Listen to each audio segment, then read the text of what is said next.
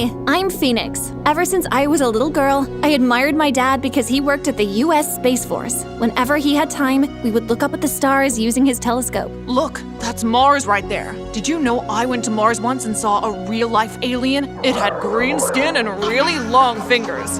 Wow, I want to go to Mars too! You will, my love. You will go even beyond that. Dad was my childhood inspiration, but Mom, who is a housewife, always scolded Dad when he told me alien stories. You need to stop talking all that garbage to her about aliens. Kids will laugh at her in school. Sadly, Dad kept harping on about aliens even at his workplace. And without proof to back up his claims, Dad was assumed crazy and fired. If only they knew how wrong they were. Things went sour between my parents after that. They wouldn't even talk to each other directly anymore, even if they were in the same room. Phoenix, can you ask your mom why there's no food for me? Mom, why is there no food for Dad? Tell your dad that he should tell his alien friends to bring him food. Dad, let's just share mine. Don't worry, I just lost my appetite. Over time, Dad turned into a shadow of his former self, and the tension between him and Mom just grew worse. I couldn't wait to grow into an adult and move out. To make time fly fast, I buried myself into my studies, and as soon as I graduated high school, I applied for the US Air Force Academy. And with my results, I was invited almost instantly. However, Mom was not happy about it. You're going down the same path as your dad. I'm not going there to chase aliens, Mom. I want to protect the country. Plus, if I succeed, Dad might come back to his old self. Phoenix, leave the protecting our country stuff to the guys. You're a girl and you're fragile. Good night, Mom. She did her best to make me change my mind, but I put my feet down and joined the school. I was the only female in my set, and most of the guys laughed when they saw me. Two twin brothers named Monkai and Ponkai were the worst. Oh, look at the Barbie that wants to fly a spaceship. Not that you look bad in the uniform, but I'm sure you'll look better in a pink princess gown. Their taunts only fueled me to work twice as hard. And though, in a matter of months, I was beating most of the guys in physical fitness tests, I kept to myself. However, one day, I just lost it. I was heading to class from my dorm one morning when I saw Ponkai and Monkai holding Jake, the most quiet guy in our class, against my locker. Hey, you two, weren't you taught that people who pick on others are scum? Let him go. Or what, princess? I walked right up to my locker and forced it open, smacking Ponkai in the nose with it. Oh, my nose! Ouch, didn't see you there. Monkai rushed at me, but even though he was taller, I had him dangling before me in seconds. Fetch, Ponkai! When our instructors came onto the scene, many cadets bore witness to the fact that these twins had always been troublesome. They were tasked with washing the toilets for a whole school year, and I was allowed to go free. I wanted to go my own way, but something about the way Jake was trembling moved me to try and comfort him. Hey, are you okay? Don't talk to me. Huh? I just saved you, mister. Maybe you shouldn't have. This life is all messed up for me anyways. Whoa, someone was angsty. Well, next time I won't. His attitude annoyed me, as well as made me curious, but I soon discovered what was behind it. Just before we were about to level up from being 4th class cadets, Jake and I were paired to be pilots in test flying a spaceship. I was so excited to finally get in one, but when we entered the cockpit, Jake started shaking like a leaf. Hey, are you okay? No, this is my worst nightmare. Flying a spaceship is your worst nightmare? What are you doing in this academy, dude? I wanted to be a dancer like Michael Jackson, but my dad forced me to join this academy. He just wants me to be a copy of him. I felt my heart go out to him. I knew firsthand what a pushy parent felt like. It's okay. Look, place your hands over mine. We can do this together. Breathe in and out. Ready, steady, go! We successfully flew the craft around the base and got good marks for the test. Jake was so happy. Thanks, Phoenix. You're a lifesaver. After that, we became close friends. He even invited me to his house on his 18th birthday. When I arrived ready to party, I felt myself sweat with how stiff everything was. There was no music, no dancing. Whoa, Jake, did somebody die? No, this is how my dad wants it, and I've kind of gotten used to it this way, even when he's not around. How can you get used to throwing sad parties? Come on, my birthday gift to you is we're gonna dance, baby! I connected my phone to a Bluetooth speaker, and soon music was blaring from the speakers. I started to dance, and a few others joined me.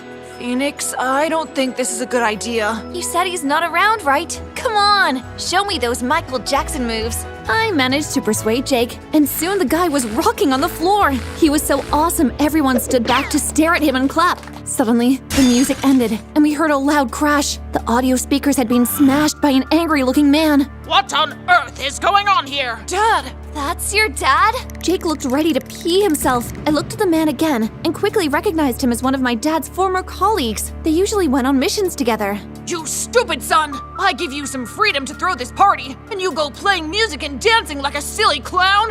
Party? Was more like a funeral until the music. What did you say? With all due respect, sir, Jake only danced. He didn't commit a felony. Besides, he loves to dance. Why don't you let him? Is that what you go around telling your friends? That's it! Get out, everyone! I refused to budge, but Jake insisted.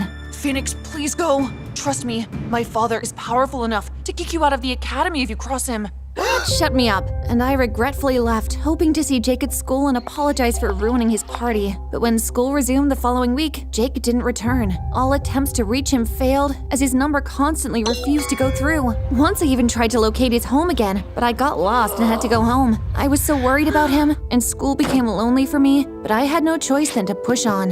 Years passed, and after my graduation, I was commissioned an officer in the US Space Force. I felt like I had finally arrived. Little did I know that the battle for my dreams was not yet over. On our first day of work, we were all assembled in a large hall for our first assignment.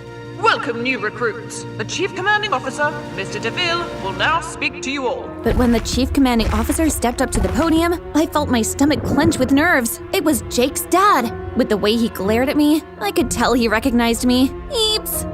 Why are you staring at me? Sorry, sir. Who told you to look away? Huh? Didn't you just... Who told you to speak? 50 push-ups, now! What? That's crazy. Make that an 80. I dropped to the ground and began to do the push-ups, while my colleagues were assigned missions. By the time I was done, the hall was empty and I hadn't gotten one. I felt so humiliated and angry. I marched to Mr. DeVille's office to tell him that I wouldn't tolerate being treated unfairly. The door was halfway open. Excuse me, sir. My eyes popped at the sight of Jake in his father's office. Phoenix! Jake! Before any of us could say anything else, we heard the sound of someone coming in, and Jake grabbed my hand and rushed us out of the office to another empty one. Jake, why are we hiding? No, where have you been all this while? After my birthday incident, Dad had me transferred to another Air Force academy in another country. Oh, Jake, I am so sorry. It's all my fault. Don't be, Phoenix. The only thing painful about it was how much I missed you. Thanks to how clueless I was with romance, I didn't understand then the strange flutter in my tummy at his soft-spoken words. I'm here now. Yes, you are. Seeing Jake again, I forgot all about my anger at his dad as we spent a lot of time talking. But over time, my excitement with our reunion dulled in the face of Mr. DeVille's continuous letdown. Instead of assigning me the work I had trained for, he kept sending me on petty errands that were downright insulting. Onions, shaving stick? Wait, you want me to go shopping for you? Isn't that what ladies are for? I'll have you know, sir, that I am here based on pure merit. Being female doesn't make me handicapped. But being Barnes' daughter does. Wait, all this while you recognized me? I thought you were my dad's friend. Why are you treating me this way? Who knows if his craziness is hereditary? That's why I can't send you on missions. Maybe you could be my personal office cleaner instead. Don't call my dad crazy! Keep your list! Dad's condition was always a sensitive issue for me, and finding out Mr. DeVille was judging me based on that turned my emotions upside down, and for the first time in years, I broke down and cried. Just then, someone took my hand.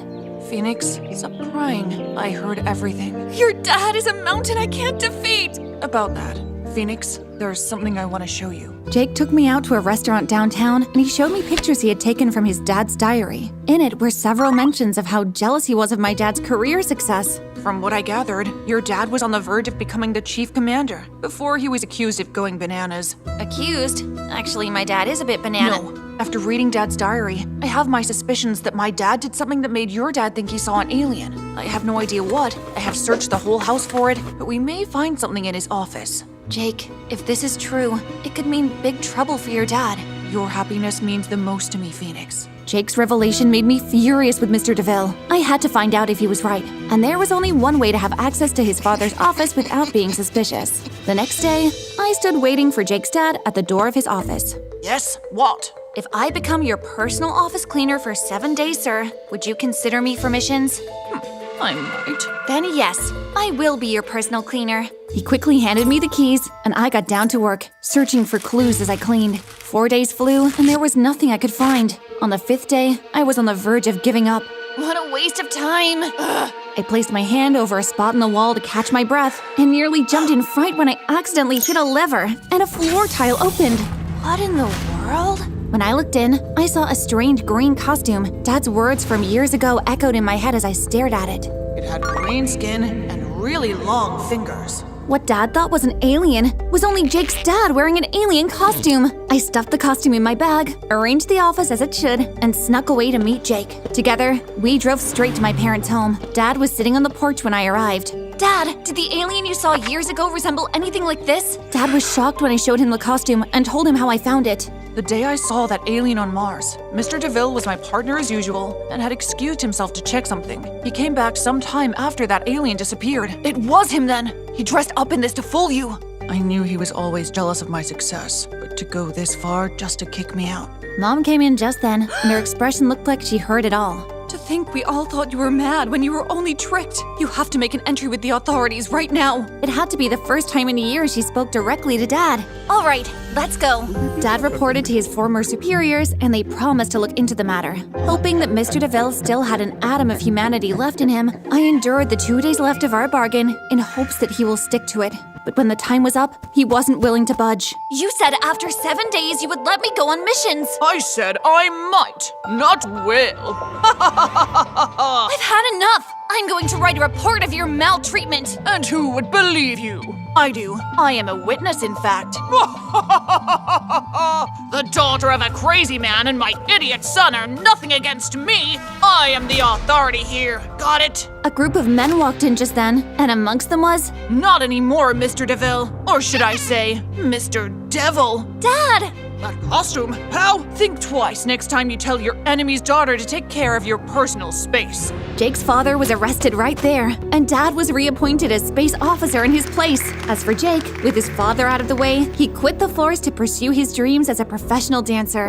One day, he asked me out to a beautiful nature park, and I wore the prettiest dress in my possession for the occasion. Don't ask me why. You seem like the kind of girl that would punch me if I tell you how pretty you look right now. Because I'm part of the Force? Come on, I'm still a girl at heart. So, you wouldn't punch me either if I kiss you? He drew closer, and I felt my whole face go red. What's happening to my face? You're blushing. Your face is all red. I don't blush. I'm an officer. Make it go away. There is only one remedy. Jake kissed me just then, and instead of the stupid blush going away… No, you just made it worse. You've no romantic bone in your body. Jake and I started dating, and my parents loved each other again. Dad and I even went on missions together. Life was good. I learned that trials are a part of life. It comes in different ways, but if we don't give up, we will overcome it and come out even stronger.